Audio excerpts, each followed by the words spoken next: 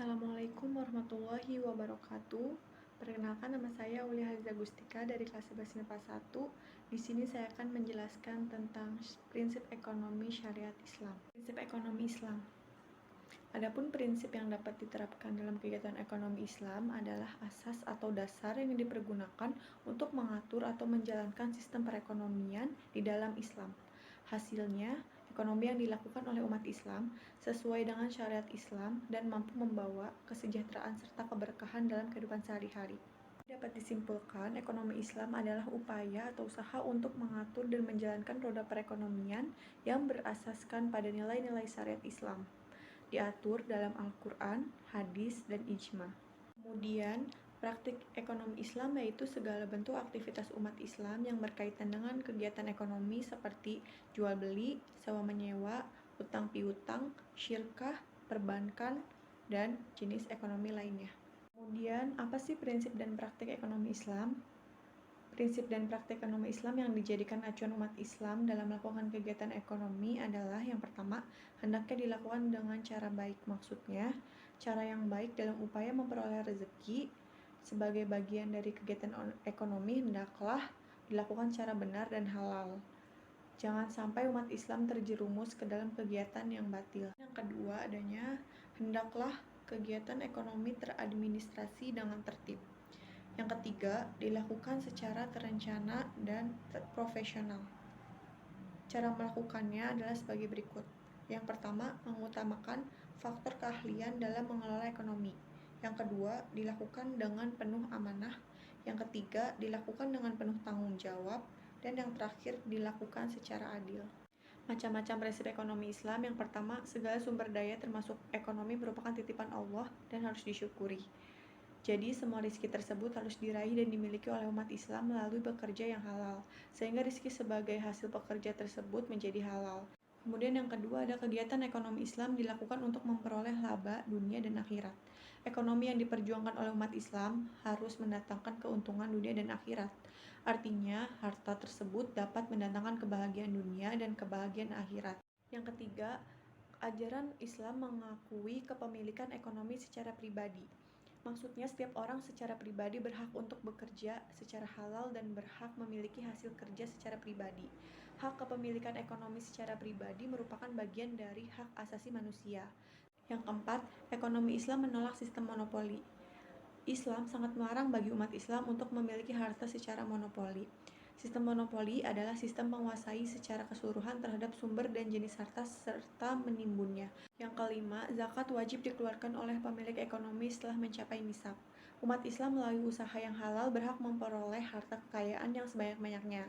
Namun di dalam kepemilikan tersebut, umat Islam tidak boleh memiliki secara keseluruhan, karena ada sebagian kecil dari harta tersebut menjadi milik hak orang lain. Dan yang terakhir, ekonomi Islam menolak riba dalam bentuk apapun. Islam konsisten menolak pengelolaan ekonomi secara sistem riba, karena riba tidak memberikan manfaat sedikit pun dalam kehidupan umat Islam. Kita akan melanjutkan tentang jual beli dan khiyar. Dalam Islam, jual beli berasal dari bahasa Arab, yaitu alba, yang artinya memiliki dan membeli. Kata ini aslinya berasal dari kata al-bai'u, yang masing-masing dari dua orang melakukan akad untuk mengambil dan memberikan sesuatu. Sedangkan dua orang yang sedang melakukan proses jual beli dinamakan al-bayyan, yang artinya dua orang yang berjual beli. Menurut terminologi, jual beli adalah proses tukar-menukar barang untuk memiliki dan memberikan kepemilikan sesuai dengan syarat dan rukun tertentu. Dalil yang menerangkan bahwa jual beli hukumnya halal terdapat pada Quran Surat Al-Baqarah ayat 198 yang artinya, bukanlah suatu dosa bagimu untuk mencari karunia dari Tuhanmu, maka apabila kamu tertolak dari Arafah, maka berzikirlah kepada Allah di Masy'aril Haram, dan berzikirlah kepadanya sebagaimana ia telah memberikan petunjuk bagimu sekalipun kamu termasuk orang yang tidak tahu. Kemudian ada syarat dan rukun jual beli. Yang pertama adanya akid, yaitu penjual dan pembeli. Syaratnya balik, berakal, atas kehendak sendiri, dan bukan orang yang terhajru. Maksud bukan orang terhajru itu bukan orang yang pemboros atau bukan orang yang sedang bangkrut. Dan yang kedua adanya ma'qud alaih, yaitu barang yang dijual belikan. Syaratnya barangnya milik sendiri, barang dapat diserah terimakan, barang ada manfaatnya, barangnya suci, dan barangnya dapat teridentifikasi. Yang kemudian yang ketiga adanya sigot, yaitu ijab dan qabul. Syaratnya atas kehendak sendiri, dilakukan secara langsung dan bersambung, tidak digantungkan dengan sesuatu yang lain, dan tidak ada batasan waktu. Macam-macam model jual beli. Yang pertama berdasarkan kehalalan. Jual beli dengan barang yang halal. Maksudnya barangnya halal, tidak najis. Kemudian jual beli dengan proses yang benar. Dilakukan atas dasar sukarela, setara dengan nilai dan kontan. Kemudian yang kedua ada jual beli yang terlarang. Jual beli yang terlarang itu juga ada dua. Yang pertama terlarang karena kayak barangnya tuh najis, kayak bangkai, darah, terus minuman yang memabukkan. Dan yang kedua terlarang karena prosesnya, bisa jadi kayak judi, penipuan, atau sistem monopoli, terus najasi. Lanjut ke khiyar. Khiyar tuh apa sih? Khiyar adalah kebebasan melakukan pilihan.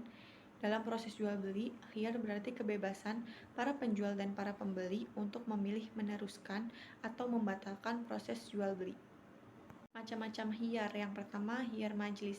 Khiyar majlis itu artinya bentuk khiyar yang dilakukan oleh tempat.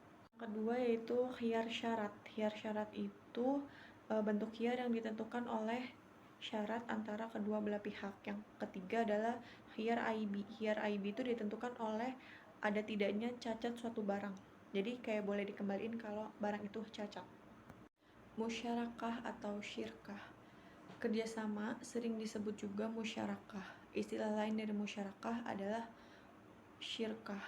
Musyarakah adalah bekerja sama antara kedua belah pihak untuk memberikan kontribusi dengan keuntungan dan resiko akan ditanggung bersama sesuai kesepakatan, dan hukumnya jaiz atau mubah. Menurut An-Nabani, macam-macam syirkah. Yang pertama syirkah inan. Syirkah inan adalah bekerja sama atau percampuran dana antara dua pihak atau lebih dengan porsi dana yang tidak harus sama. Yang kedua ada syirkah abdan. Syirkah abdan adalah syirkah antara dua pihak atau lebih yang masing-masing hanya memberikan kontribusi kerja tanpa kontribusi modal. Adalah syirkah mudarabah. Mudarabah adalah akad kerjasama usaha antara dua belah pihak di mana pihak pertama menyediakan seluruh modal sedangkan pihak lainnya sebagai pengelola. Ada syirkah wujuh. Syirkah wujuh adalah syirkah antara dua pihak yang sama-sama memberikan kontribusi kerja dengan pihak yang ketiga yang memberikan kontribusi modal. Kemudian yang terakhir adalah syirkah mufawadah. Adalah syirkah antara dua pihak atau lebih yang menggabungkan semua jenis syirkah di atas, yaitu syirkah inan, abdan, mudarabah, dan wujuh. Riba. Riba berasal dari bahasa Arab yaitu tambahan. Di dalam kegiatan ekonomi Islam sering masih dijumpai adanya tambahan tertentu yang diikat dengan sesuatu perjanjian. Riba hukumnya haram karena riba mengandung kerusakan. Satu di antaranya adalah merajalelanya penguasa kaum kapital atau pemilik modal untuk menguasai kaum miskin. Macam riba yang pertama riba fadol. Riba fadol adalah riba yang terjadi dalam proses jual beli atau tukar menukar barang. Yang kedua adalah riba jahiliyah. Terjadi dalam proses jual beli atau utang piutang. Yang ketiga adalah riba qardi. Terjadi khusus dalam proses utang piutang uang seperti terjadi dalam dunia perbankan. Dan yang terakhir yaitu riba yad. Riba yad adalah jenis riba yang terjadi khusus dalam proses jual beli. Di dalam praktiknya, riba yad terjadi dalam bentuk transaksi jual beli dengan suatu syarat. Bunga bank menurut Islam. Dalam pandangan pragmatis, riba berbeda dengan bunga bank. Karena di dalam bunga bank tidak ada unsur penambahan keuntungan yang berlipat ganda atau melampaui batas. Dalam pandangan pragmatis sangat berbeda dengan pandangan konservatif. Dalam pandangan ini, riba sama seperti bunga bank, karena di dalamnya terdapat unsur penambahan. Dan yang terakhir, bank menurut Islam. Secara umum, ada berbagai jenis bank yang ada di dunia dan biasanya berdasarkan pandangan syariah Islam, yaitu bank dikategorikan menjadi bank konvensional dan bank syariah. Sekian presentasi dari saya, kurang lebihnya mohon maaf. Wabillahi taufiq wal hidayah. Wassalamualaikum warahmatullahi wabarakatuh.